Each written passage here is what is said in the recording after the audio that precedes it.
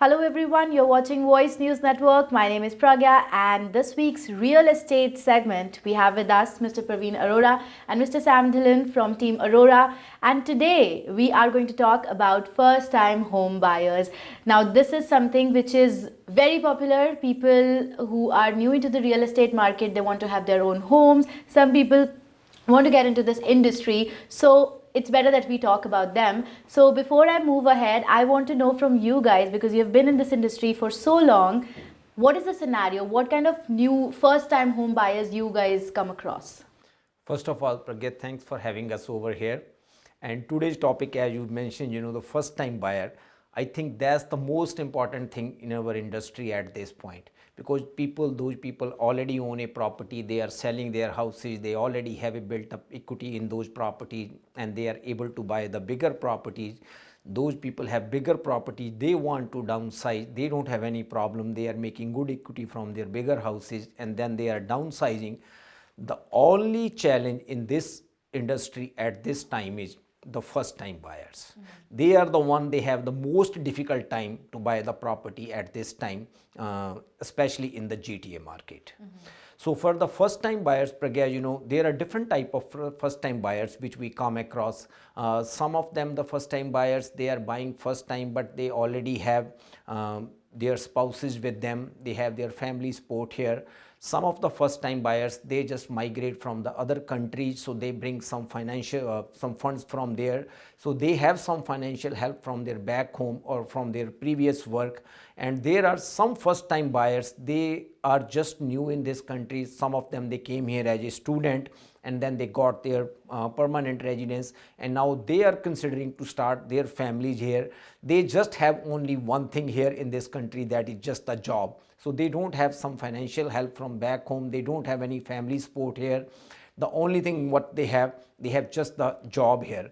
So we will talk about all three different categories of the first time buyers today. And do you want to say something on this? As Parveen said, there's different categories of first-time buyers also, and they all come with different sets of conditions, different qualifications. The greatest challenge today is how to qualify for the first-time properties, because the price point in GTA has reached all-time record high. So it's very hard for the first time buyers to actually enter in the market. And this is not only causing a worry among the first time buyers, but even different levels of governments are also very concerned about it. And we will see that in near future, maybe we can expect some different rulings on these first time buyers to make real estate accessible to the first time buyers. So let's start with the qualification. So obviously people who are trying to get into this industry for the first time to buy their house, what according to you is the basic criteria that they should follow before thinking about buying a house? For qualification, Pragya, first time buyers in any category, there are two things very important. Number one is the down payment, what down payment they have, because down payment is very important if we want to secure a mortgage on a property. And in this country, without mortgage, especially the first time buyer, they don't have substantial down payment, so they can put it for that property, so they need the mortgage. So one is the down payment, how much down payment they have, and secondly, according to their income and according to their credit history, how much they qualify for the mortgage. So these are the two very important factors. And there is another criteria, what type of property they are looking for, that is the third criteria. But that is after these two things, first they have to see how much down payment they can put, and secondly, how much they qualify for the mortgage. So these are the most two qualifying criteria for the first time buyers. And if we look at the categories, as you were mentioning, like different kinds of first buyers you come across, if you can elaborate on those categories. So let's talk about first, the first time buyers, those people are born here, right? They born here and they are living in there with their family. So now they just want to move out, they want to buy their own properties, right? And most of them, they have some sort of financial help from their parents. So regarding the down payment, they get some help from the parents. So if they get the help from parents, that's a big thing. And regarding the income qualifying, because they have jobs here because they are born here, grown up here. So most of them, they have the good jobs. Sorry. So they can qualify for that one. And the second category, the immigrants, those comes from the other countries. And those immigrants, they come from the other countries, they have some sort of financial help from their back home. Either they have savings from there, some of them they are selling their properties there and they are transferring their funds here. So they are also able to manage the down payment. And over here when they come, most of them they are professionals, so they are getting good jobs here and their spouses are working too, so they are qualifying for them. The third category is especially the people, those people come here as a student, now they are PR, but they don't have substantial down payment. The only thing what they have, the work where they are working, just the income. So down payment is a big challenge for, especially for those people. So, for an immigrant who comes here to Canada, their main desire is to get a house. And if I talk particularly about India, the situation there in terms of buying a house is very different than what we have here in Canada. So, if you can elaborate more on the differences between the two countries and what are the challenges people face here, which they might not face in India. In India, the big thing is this, Pragya, over there, most of us, we are able to buy the house with the parents' support, and we are living there in one house, sometimes even more than one generation, right? And here the thing is this, the things are like that. Sometimes let's say you are working in a different area, even you have family here, your parents here, but it's very difficult for you to commute on a daily basis. You need your own place, right? And especially the culture is here, everybody want to be more independent once they grown up. But the biggest challenge over here is the house prices. The prices are going up so fast and so aggressively in a short period of time.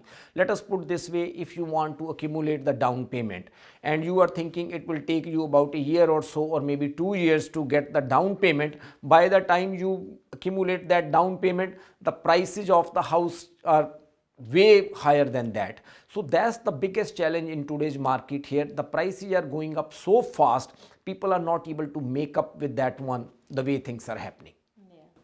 So that becomes really difficult. That's the biggest challenge. Yeah. At this time. And if I talk particularly about students, as you were mentioning, do you think it's the right time for them to invest into buying a house? The way things looks to us, Pragya, anybody in GTA, I cannot comment on other areas because we are working in the GTA market, so we have a very good understanding about this market, what is happening in this market. Me and Sam are in the business from a long time, so we saw the different cycles of the real estate industry. I would say whoever is interested to stay here in GTA and whoever is interested to buy a property in GTA, right? I think the sooner they buy, that is the best option. The students, I know that sometimes they don't have substantial down payment, so they are not qualifying for the bigger mortgages. They think, we should be buying a townhouse or a semi-detached. What I will recommend, or my personal advice is this: if you are not able to buy a townhouse or a semi-detached, any low-rise property, buy something whatever you can afford. Even if you are able to afford a condo, buy a condo. If you are able to afford a stacked townhouse, buy a stacked townhouse. Day before yesterday, I was talking to one first-time buyer, and he was discussing me the same problem.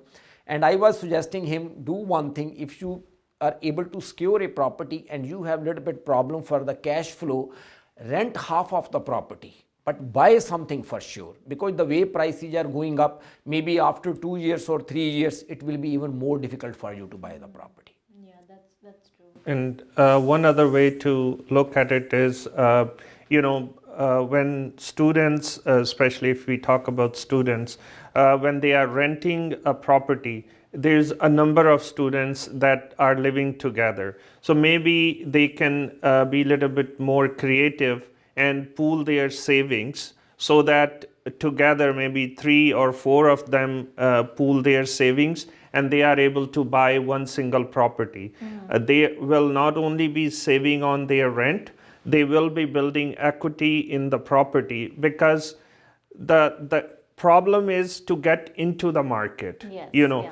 So it doesn't matter if you buy a small condo, even one bedroom condo. It comes with a living room also, so 2 or 3 people can easily be accommodated in one bedroom condo also. The price point is low. At least they will enter into the market. Way the prices are going up, in a year, 2 years, they will build enough equity to leverage that equity to buy a bigger property. Yes. And then they can decide whether they want to still stay together or they want to go their own separate way. Maybe one of them gets out and buys again a smaller property, or he keeps that smaller property and the other two move into a bigger property. Yeah. So students, especially first time buyers, will have to come up with some sort of creative thinking. We as realtors can definitely help with that. We have years of experience behind us. We've done this over and over again. We can actually show them how it can be done and how it can be done with ease. So call us. We will spend some time with you, and we can definitely, if not, we will empower you with knowledge to make the right decision. I think that's As Sam mentioned, Pragya, it's very important because time to time we talk to a lot of first time buyers, right? Sometimes first time buyers, let's say they have family here and they want to buy a property, but they don't have enough down payment and income. They can get their family members support, and some of the families, they want to do some investment too, so they can make a arrangement with their own family. Let us buy a property, we can become the part owner of that property, and the family can become the part owner of that property. So end of the day, after 4 years, 5 years, 10 years, they want to sell that property, family will make some money and they will also make some money. And those people are coming from other countries, sometimes they are not able to buy property here as well. 1 or 2 friends can buy together. And even with the students, I can just share one example. Let us say if there is any property for $600,000, I'm just giving a number, right? Even let's say condo for $600,000, and they both need at least 10% down payment to qualify for that property, and they don't have 10% individually. Even if they have 5% each, that's not a big amount, $30,000, $35,000. So they can buy property together. And the good part is here in this country, Pragya, everything is documented. That's not a problem that somebody will take away your share or anything can happen, because your name is on the title. If anybody want to sell the property, you both have to make the decision together. One person cannot sell the property, so they don't have to worry about those things. So by putting 5% down payment, 2 people, that will be 10% down payment, they can buy a property together. And rather than keeping 30,000 in the bank, let's say if they keep the 30,000 in the bank for 1 year, how much they will get out of that? Maybe another $2,000-3,000, the interest on that. But if they buy a condo, they will get at least with that 30,000 another $30,000-40,000 at least growth in that condo. And so I think so this interview is going to motivate a lot of people, especially the first time buyers, to get into this market. And if you have any questions, you can see Team Arora's contact information on your screen while we continue this interview. So my next question is about the incentives that the first time buyers have in Canada, if you can talk about that. There is only one incentive from the government on the land transfer tax. They give some rebate on that one, Pragya. So it's not a big incentive, to be honest with you, just maybe I think $2,000 per individual. So let's say if 2 people are buying, it's about $4,000. It's not a huge incentive, but at least there is something. But the main part is just to enter in the market rather than worrying about too much about the incentive, because the prices are going up very fast. There is projects in downtown Toronto for condos. I still remember, when we started the business about 17 years ago, condo price in downtown was around, I think maybe $300 per square feet. And in today's market, it's about $2,000 per square feet. And the predictions are Toronto downtown will touch $4,000 to $5,000 per square feet down the road.